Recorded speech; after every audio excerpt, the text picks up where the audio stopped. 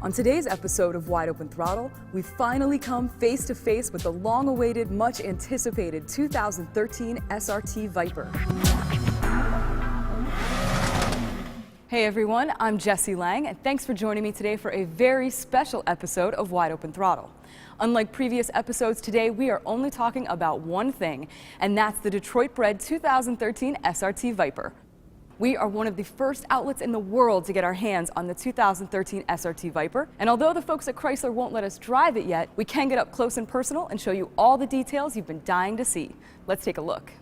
It only takes a glance to know that this is clearly a Viper. Though there are some significant changes, a lot has been carried over from the last generation, including major hard points like the windshield and the wheelbase. And all the styling cues that make a Viper are in full effect. There are two models. This is the top-of-the-line GTS model, which adds premium features over the base Viper, including a special two-mode suspension and a beautifully upgraded interior. The Viper's face features a modified version of the famous crosshair grille, flanked by two carbon fiber brake cooling inlets. Above that, there's the new Striker logo, and on the clamshell hood, a functional NACA duct sits between two heat extraction vents. From the profile, you can see that Viper's long hood, short rear deck proportions have been carried over, along with the deep side scallops and side exhaust pipes. In short, the curves are back.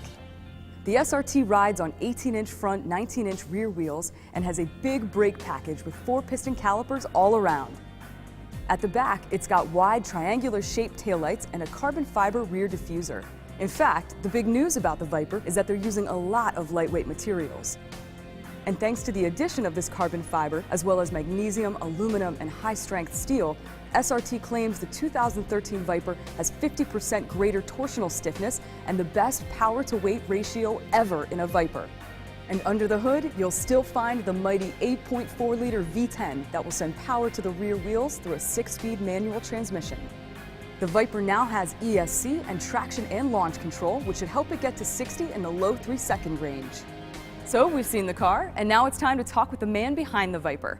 Motor Trend correspondent Scott Evans is in Detroit with SRT boss Ralph Gilles to bring us an exclusive interview with the brains behind the brawn.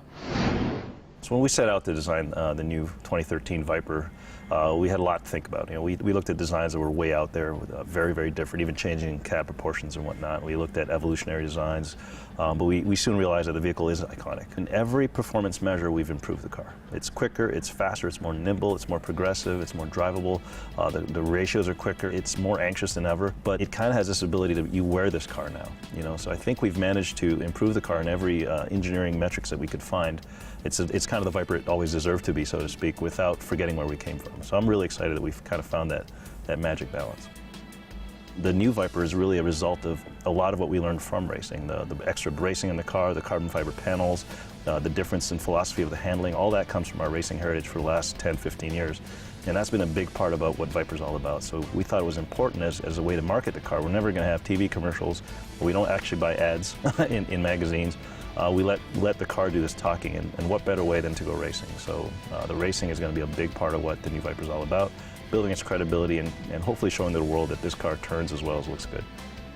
So we're really excited to kind of see who's going to get turned on by this, and I think we'll see a lot of new people come to the brand, but at the same time not upset our wonderful owner base, which is the Viper Club and current owners. Thanks, Scott.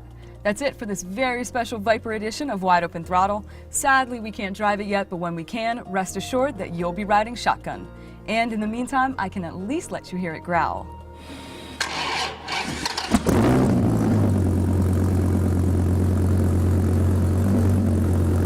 Check out the June issue of Motor Trend magazine and visit motortrend.com to learn even more about the intricacies of the new 2013 SRT Viper.